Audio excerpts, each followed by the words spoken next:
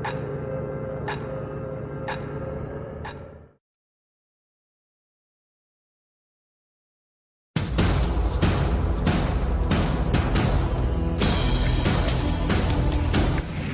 na ba kayo sa pagbabago para sa isang mas magandang kinabukasan?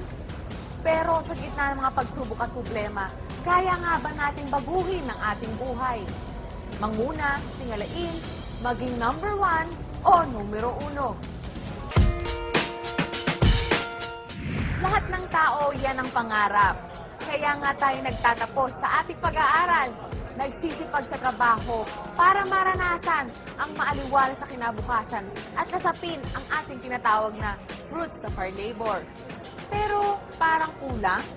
Hindi sapat ang ating pagsusumikap? Yan ang bibigyan natin ng kasagutan ngayon. Kung nais ang pagbabago, simulan sa sarili. Maging numero 1. Ika nga, ako mismo sa tulong ng uno.